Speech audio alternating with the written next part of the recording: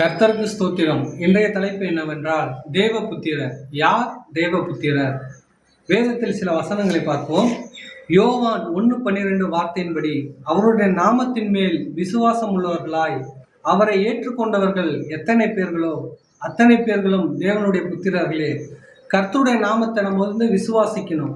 அந்த சத்தியத்தை பிறருக்கு சொல்லி விசுவாசத்தின் மூலமாக ஏற்றுக்கொள்ள வைக்கணும். அப்படி நம்ம ஒரு சிலராய் கூடி ஒரு சபையை உண்டாக்கி நாம் ஜெபித்து வருவதனால், கர்த்தருடைய வசனத்தை நம் பிறருக்கு சொல்வதனால் தேவனுடைய புத்திரர் எனப்படுவோம். நாம் முதல் மனிதனாகிய ஆதாமின் பிள்ளைகளாய் இருக்கிறோம். அவர்கள் செய்த பாவத்திற்குள்ளாய் மூழ்கி கிடந்தோம். ஆபிரகாம் மூலமாய் விசுவாசத்தை நாம் அறிந்து கொண்டதினால் நாம் தேவனுடைய புத்திரராய் இருக்கிறோம்.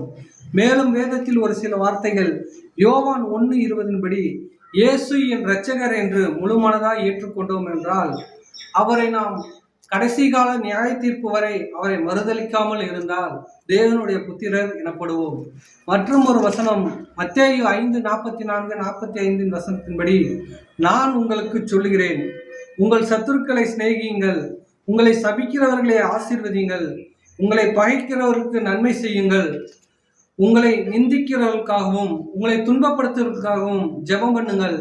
இப்படி செய்வதனால் பரலோகத்தில் இருக்கிற உங்கள் பிதாவுக்கு புத்திரராய் இருப்பீர்கள் என்று வேதவசனம் சொல்கிறது.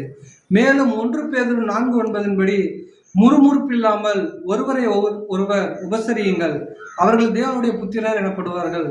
பூமிக்குரிய வாழ்க்கையில் ஏற்படும் துன்பத்தினாலும் பாடுகள் அனுபவிக்கும் போது வெட்கப்படாமலும் தேவனை மகிமைப்படுத்துங்கள். நாம் தேவ புத்திரராய் இருக்கிறோம். இயேசு கிறிஸ்துவை கன்னத்தில் அறைந்தவனும் காரி உமிழ்ந்தவனும் ஆணிகளை கொண்டு அடித்தவனையும் முள்முடி சூட்டினவர்களையும் எப்படி மன்னித்தாரோ, நாமும் நமக்கு பிறர் துன்பம் இழைக்கும் போது நாம் அவர்களை மன்னிப்போம். அப்படி செய்வதனால் நாம் தேவனுடைய புத்திரராய் இருக்கிறோம். ஆமென்.